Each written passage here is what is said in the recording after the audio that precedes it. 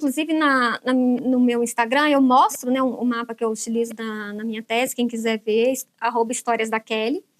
Era uma região muito grande, tá? Essa costa da mina, comportava ali muitos reinos. E ali na África Ocidental, isso é importante se dizer, tá? Ali na África Ocidental, onde estava a costa da mina, era uma região rica em ouro. O reino do Mali e de Gana eram riquíssimos em ouro, muito mesmo. Então, ali, os africanos desses reinos sabiam minerar maravilhosamente bem. Eles sabiam encontrar os veios de ouro maravilhosamente bem. Eles sabiam como explorar, eles sabiam ali como fazer as joias, eles sabiam tudo. Por isso, inclusive, que na primeira metade do século XVIII, aqui em Minas Gerais, que era rica em ouro, se preferiu os africanos da África Ocidental. Esse era um dos motivos. Tá? Porque eles tinham um conhecimento muito grande e que os senhores queriam explorar esse conhecimento. É importante falar, gente, que houve uma recriação dos conhecimentos africanos aqui no Brasil. Porque quando se fala aí em período colonial, em africanos, etc. e tal, só vem a ideia de exploração, de trabalhos manuais ali, e não, teve um trabalho ali, teve um conhecimento recriado ali importantíssimo. Importantíssimo. Na área aí da mineração, na área da medicina, eram os africanos que curavam as pessoas. Por quê? Vamos lembrar, gente, que aqui no Brasil, é só quando vem a família real portuguesa, em 1808, que se é permitido ter universidade aqui. Vamos lembrar disso, ok? Então, imagina, nós temos hoje falta de médicos, no século XXI. Imagina no século XVIII, em que não se podia ter universidade aqui no Brasil, em que era proibido por lei.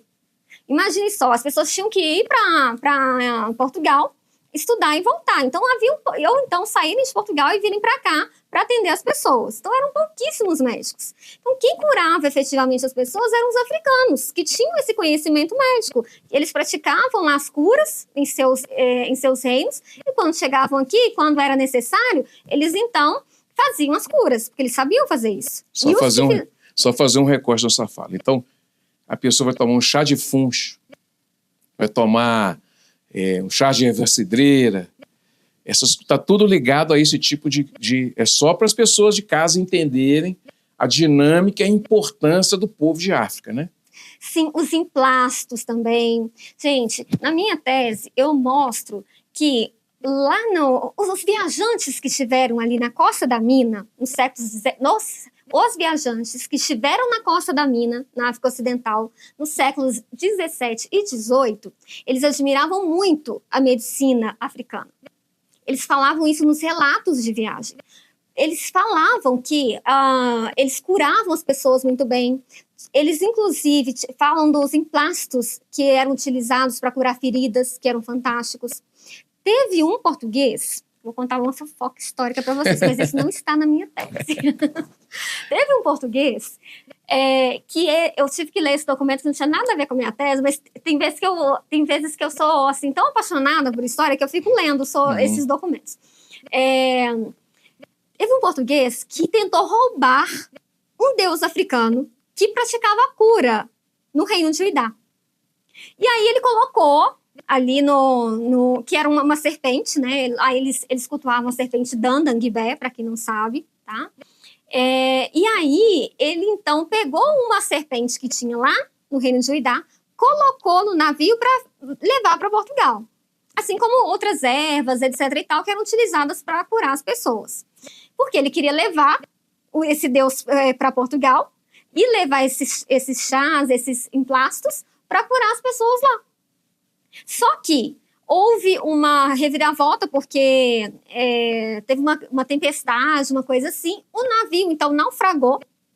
Aí, então, o povo de Uidá percebeu que ele tinha roubado esse deus africano, né? Essa serpente, uma das serpentes que haviam lá.